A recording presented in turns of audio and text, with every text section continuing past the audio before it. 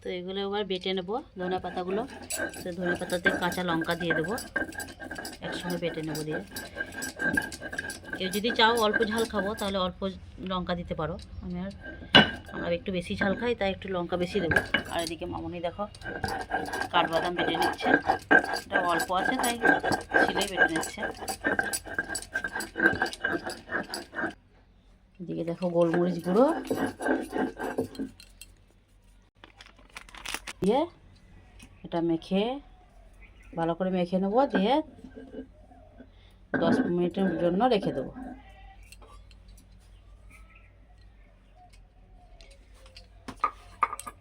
তারপরে রান্নাটা শুরু করব। দেখো এবার উনুন ধরিয়ে নিয়েছি, এই কড়াইটা তেল দিয়ে বসিয়ে দিলাম। আমার উনুনটা এত ভালো হয়েছে, মানে একবার ধরা মাত্র জ্বলে যায়, সেজন্য আগে তেলটা কড়াই দিয়েই দিয়েছি, খুব তাড়াতাড়ি গরম হয়ে যায় বলে। এদিকে দেখো আমি সব জোগাড় যন্ত্র করে নিয়েছি। ধনে পাতা বেটে নিয়েছি, ধনে পাতাতে লঙ্কাতে ঠান্ডা জল দিয়ে, ফ্রিজে ঠান্ডা জল দিয়ে বেটে নিয়েছি বলে এতটা সবুজ হয়েছে। এদিকে পেঁয়াজ ছোটো ছোটো করে কেটে নিয়েছি, এদিকে কাঠবাদাম বেটে নিয়েছি, আর এদিকে মাংস ম্যারিনেট করে নিয়েছি। এদিকে আদা রসুন লঙ্কা বেটে নিয়েছি।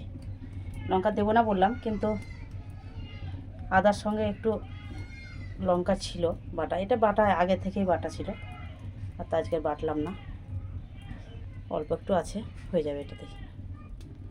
তেলটা গরম হয়ে গেছে, এর মধ্যে ফোড়নে নিয়েছি শুকনো লঙ্কা, তেজপাতা, এলাচ, লবঙ্গ আর নিয়েছি দারচিনি, এটা দিয়ে দেবো।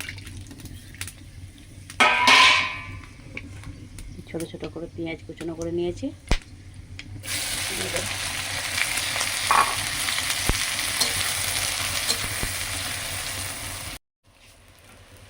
এটা কিন্তু খুব ভাজবো না, একটু হালকা করে ভেজে নেব। আদা রসুনটা দিয়ে দিলাম,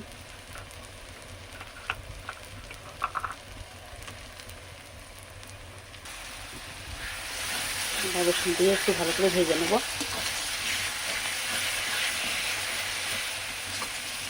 আমাদের ঝাল ঝাল খেতে সবাই ভালোবাসে বলে এটাতে লঙ্কা দেওয়া আছে বলে কোনো অসুবিধাই নেই। একটু লাল লাল রঙ হয়ে যাবে হয়তো, তা হবেও না, কী আছে, অতটা বোঝা যাচ্ছে না। এই সবুজ ধনিয়া চিকেন একটু সবুজ সবুজ হবে তবে তো ভালো লাগবে।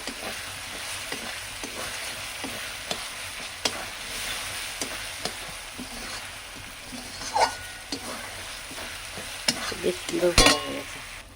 তো দেখো আদা রসুন পেঁয়াজ সব কিছু ভাজা হয়ে গেছে, আমি মাংসটা দিয়ে দেবো।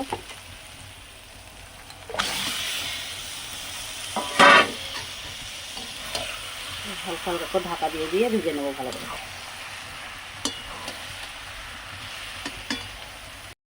দেখো খুব সুন্দর করে ভেজে নিয়েছি, এবার ঢাকা দিয়ে দিয়ে।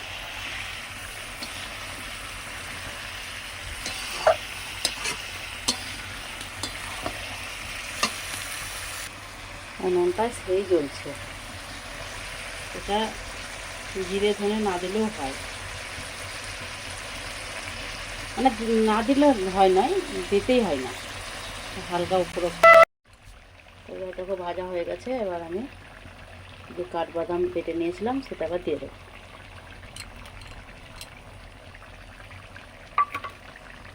বেশ কিছুক্ষণ এবার নেড়ে দেবো এটা দিয়ে।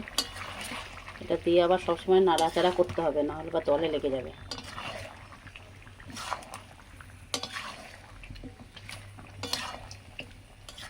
এটা কাঠবাদাম দিলেও হয়, কাজু বাদাম দিলেও হয়। কাজু বাদাম দিয়েও একটু নাড়াচাড়া করে নিয়েছি। এবার আমি দিয়ে দেবো ধনে পাতা বেটে নিয়েছি, সেটা দিয়ে দেবো। এবার তো আসবে কালারটা, দেখো কত সুন্দর আসবে, এবার সবুজ ধনিয়া চিকেনের কালার চলে আসবে। এবার ধনে পাতার বাটার তুলনায় একটু বেশি মাংস হয়ে গেছে, ঠিকই আছে।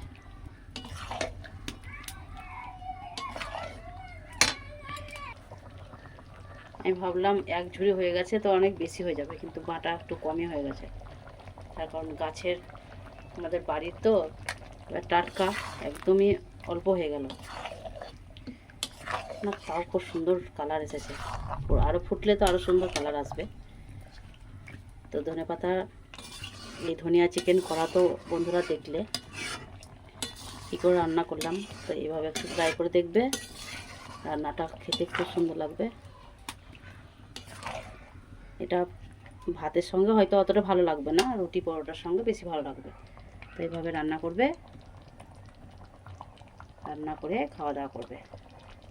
তো তোমরা ভালো থেকো, সুস্থ থেকো বন্ধুরা। তো আমার ভিডিওটা দেখতে থাকো।